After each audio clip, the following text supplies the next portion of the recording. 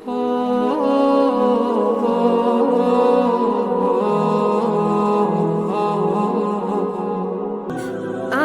നമസ്കരിക്കാൻ തുടങ്ങിയപ്പോഴാണ് എൻ്റെ ജീവിതം മാറിമറിഞ്ഞത്.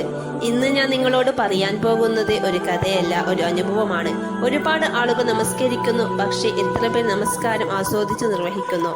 ഒന്ന് ചിന്തിച്ചു നോക്കൂ. നമ്മുടെ എല്ലാ വിഷമങ്ങളും ഭയങ്ങളും സമ്മർദ്ദങ്ങളും എടുത്തു നാം ആരുടെ മുന്നിലാണ് നിൽക്കുന്നത്? ഈ ലോകത്തെയും നമ്മളെയും സൃഷ്ടിച്ച അള്ളാഹുവിന്റെ മുന്നിൽ.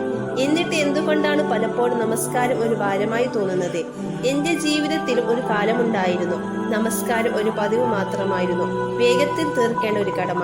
പക്ഷേ ഒരു ദിവസം ഞാൻ ഒരു തീരുമാനമെടുത്തു. ഇനി ഞാൻ നമസ്കരിക്കുകയല്ല, നമസ്കാരം ആസ്വദിക്കണം. ഓരോ തക്ബീറും, ഓരോ റുക്കുവും, ഓരോ സജ്ദയും, ഓരോ ഖുർആൻ ആയത്തും മനസ്സിലാക്കി നിൽക്കാൻ ഞാൻ ശ്രമിച്ചു. ആ ദിവസമാണ് ഞാൻ മനസ്സിലാക്കിയത്, ആസ്വദിച്ച് നമസ്കരിക്കാൻ തുടങ്ങിയപ്പോഴാണ് എന്റെ ജീവിതം ശരിക്കും മാറിമറിഞ്ഞത്. ഹൃദയത്തിൽ സമാധാനം വന്നു, പ്രതിസന്ധികളെ നേരിടാൻ ശക്തി ലഭിച്ചു, അള്ളാഹുവിനോടുള്ള അടുപ്പം വർദ്ധിച്ചു. ഇന്ന് ഈ ക്ലാസ്സിലൂടെ നമുക്ക് മനസ്സിലാക്കാം നമസ്കാരം എങ്ങനെ ഒരു കടമയിൽ നിന്ന് ജീവിതത്തെ മാറ്റിമറിക്കുന്ന അനുഭവമായി മാറുന്നു.